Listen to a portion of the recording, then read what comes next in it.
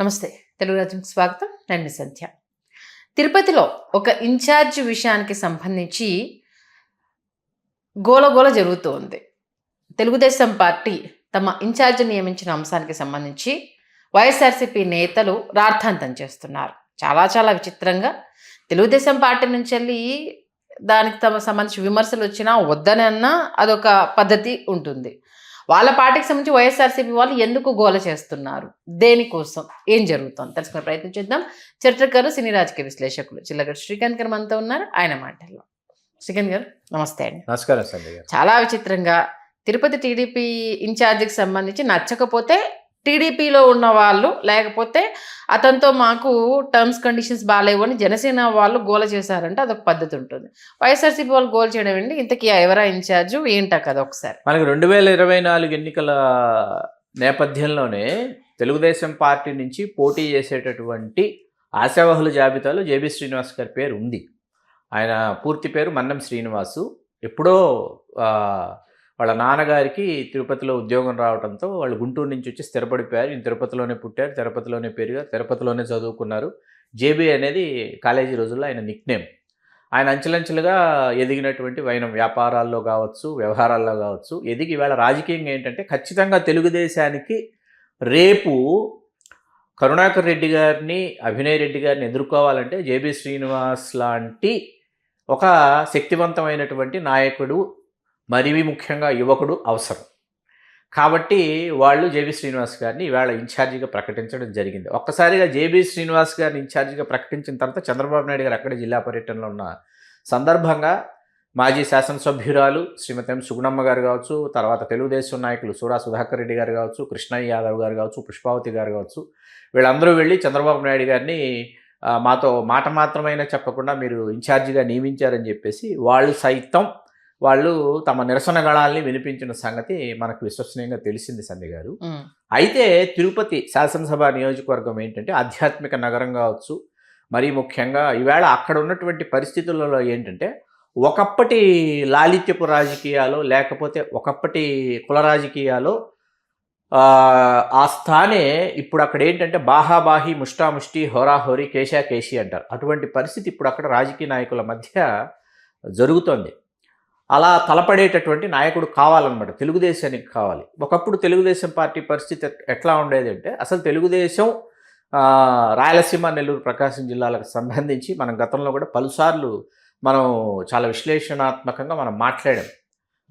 నందమూరి తారక రామారావు గారు 1985 ఎన్నికల సమయంలో, అంటే 82లో ఆయన తెలుగుదేశం పార్టీ అభ్యర్థిగా ఆయన గుడివాడ తిరుపతిలో గెలిచి తిరుపతిని ఆయన బలిజలకు విడిచిపెట్టి బలిజ కులస్తురాయలను డాక్టర్ కత్తుల శ్యామల గారికి ఆ స్థానాన్ని కేటాయించి ఇక్కడ బలిజలు ఉన్నారు అన్న విషయం మిర్యాల వెంకట్రావు గారు ఆయనకి చెప్పిన తర్వాత అప్పుడు ఎన్టీ రామారావు గారు బలిజల యొక్క ఉనికిని గుర్తించి తిరుపతిలో ఎన్టీ రామారావు గారు ఆ స్థానాన్ని బలిజలకు కేటాయించడం, ఆ మాటకు ఆయన కట్టుబడి ఆ తర్వాత 85 ఎన్నికల్లో ఆయనకి సాధ్యపడ రెడ్డి సామాజిక వర్గాన్ని కేటాయించడం జరిగింది. 89కి వచ్చేటప్పటికి కోలారాము గారికి అవకాశం ఇస్తే కోలారాము గారు ఓడిపోవడం జరిగింది మబ్బురామరెడ్డి గారి చేతిలో. అయితే ఇక్కడ బలిజలు ఉన్నారు, బలిజలకే ఇవ్వాలి అనేటటువంటి ఒక సంప్రదాయాన్ని ఎన్టీ రామారావు గారు కొనసాగిస్తూ 94 ఎన్నికల్లో అంతరాజి మోహన్ గారికి ఇస్తే ఆయన గెలిచారు. 99 ఎన్నికల్లో చంద్రబాబు నాయుడు గారు చంద్రవాడ కృష్ణమూర్తి గారికి అవకాశం ఇస్తే ఆయన గెలిచారు. 2004 ఎన్నికల సమయంలో భూమన కరుణాకర్ రెడ్డి గారు రాజశేఖర రెడ్డి గారితో ఒక దశలో కాంగ్రెస్ పార్టీ అధికారంలోకి వస్తోంది, మీరు ముఖ్యమంత్రి కాబోతున్నారు, మీరు ముఖ్యమంత్రిగా ఉన్నటువంటి శాసనసభలో నేను శాసనసభ్యుడిగా ఉండాలి అని కరుణాకర్ రెడ్డి గారు కోరుకుంటే, లేదు ఈ స్థానం దాసరి నారాయణరావు గారు, డి శ్రీనివాస్ గారు, కాపునాడు వ్యవస్థాపక చైర్మన్ ఎవరైతే ఉన్నారో మిర్యాల వెంకట్రావు గారు, వాళ్ళందరూ ఇది బలిజల ఖాతాలో తిరుపతి స్థానాన్ని, అట్లాగే హిందూపురం స్థానాన్ని, గిద్దలూరు స్థానాన్ని వాళ్ళు కోరడం జరిగింది. రాజంపేట లోక్సభ స్థానం ఎలాగూ సాయి ప్రతాప్ గారికి కేటాయిస్తున్నాం కాబట్టి బలిజలకు కేటాయించకపోతే బలిజల నుంచి తీవ్ర వ్యతిరేకత వస్తుందని రాజశేఖర రెడ్డి గారు ఎం వెంకటరమణ గారికి కేటాయించారు. 99 ఎన్నికల్లోనూ ఎం వెంకటరమణ గారి పోటీ చేశారు, ఓడిపోయారు. 2004 ఎన్నికల్లో కనీవిని ఎరుగిన ఆధిక్యతతో 40,000 ఓట్ల ఆధిక్యతతో తెలుగుదేశం అభ్యర్థి చదలవాడ కృష్ణమూర్తి గారి బావమరిదైన సాయిదేవ ప్రొడక్షన్స్ అధినేత అయిన సుప్రసిద్ధ నిర్మాత ఎన్వి ప్రసాద్ గారు, ఆయన మీద వెంకటరమణ గారు 40,000 ఓట్ల ఆధిక్యతతో ఆయన గెలుపొందారు. 2009కి వచ్చేటప్పటికి చంద్రబాబు నాయుడు గారు రెడ్డి సామాజిక వర్గానికే ఇచ్చారు, శంకర్ రెడ్డి గారికి, కరుణాకర్ రెడ్డి గారికి రాజశేఖర రెడ్డి గారు ఇస్తే చిరంజీవి గారు అక్కడ గెలుపొందడం జరిగింది ప్రజారాజ్యం పార్టీ అభ్యర్థిగా. ఉప ఎన్నిక ఏదైతే ఉందో చిరంజీవి గారు రాజ్యసభకు ఎంపికై రాజీనామా చేసి కేంద్ర మంత్రిగా వెళుతున్నటువంటి సమయంలో ఆ సమయంలో కరుణాకర్ రెడ్డి గారు చదలవాడ కృష్ణమూర్తి గారిని ఎం వెంకటరమణ గారు ఒకరు కాంగ్రెస్ అభ్యర్థి ఇంకొకరు తెలుగుదేశం అభ్యర్థి వాళ్ళని ఓడించి కరుణాకర్ రెడ్డి గారు ఆ ఉప ఎన్నికలో గెలుపొందడం జరిగింది వైకాపా అభ్యర్థిగా.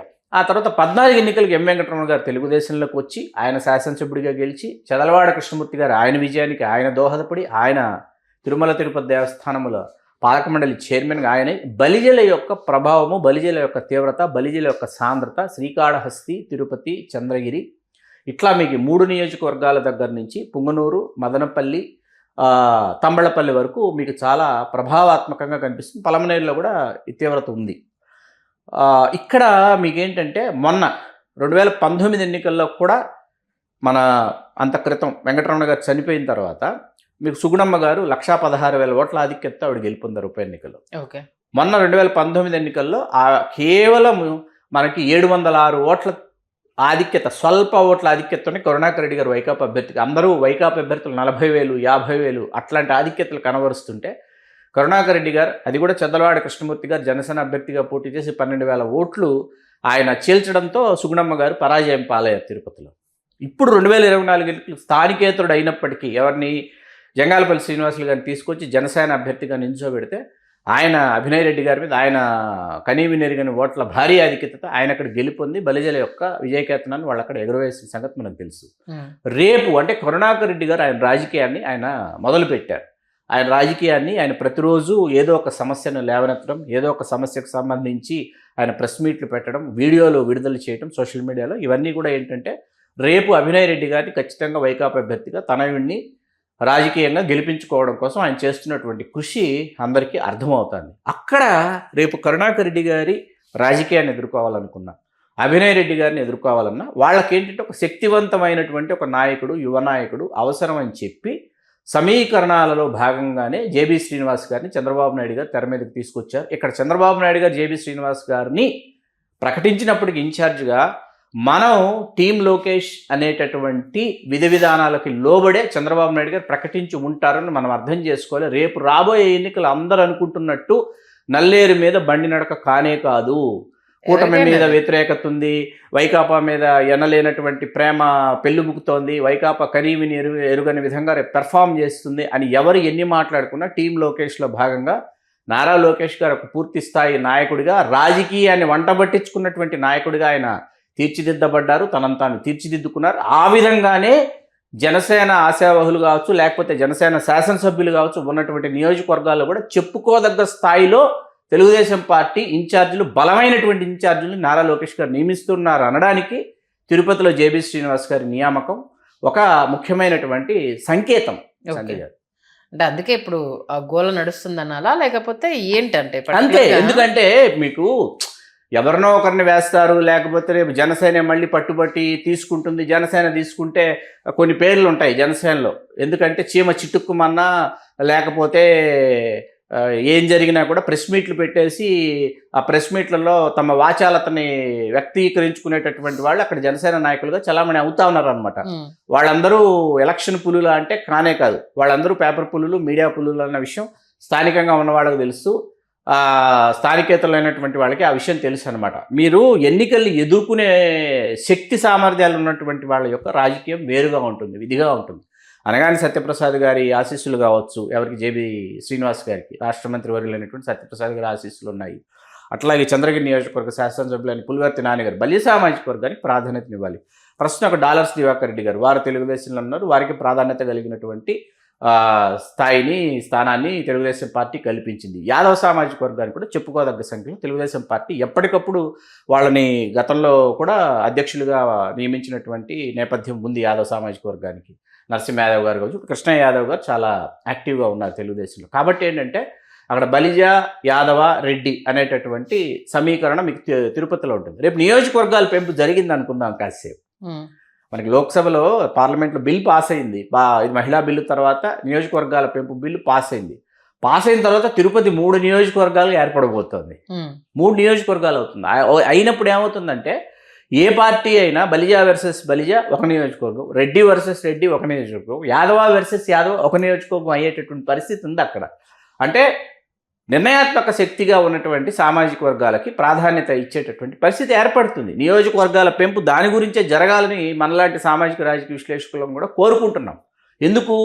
అన్ని సామాజిక వర్గాలకి వాళ్ళకి అందాల్సినటువంటి వాటా వాళ్ళకి అందాలి. అసలు ఎన్నికల్లో ఇప్పటివరకు పోటీ చేయనటువంటి సామాజిక వర్గాలు కొన్ని ఖచ్చితంగా చట్టసభలలో ప్రవేశించాలని మనం కోరుకుంటున్నాం కాబట్టి ఓకే, అది చూద్దాం మరి టీం లోకేష్కు సంబంధించి మరి ఉలిక్కిపాటు వెనక ఇంకా ఏముంది అనేది. చాలా చాలా ఉంటాయి. ఇంకా చాలా in front there is crocodile festival. Almost వాళ్ళు ఇప్పుడే రాజకీయాలు స్టార్ట్ అయిపోయానే చెప్పవచ్చు. అయిపోయాయి. చాలా టైం ఉండగా కూడా ఒక్కొక్క అంశాన్ని మనం చూస్తూ ఉంటే ఎవరికి వారు ఏ రకంగా దాన్ని తమ తమ పరిధిలోకి తీసుకొని క్రెడిటార్ లేకపోతే విమర్శ ఏదైనా సరే ఇవ్వడానికి సిద్ధం అయిపోయారు.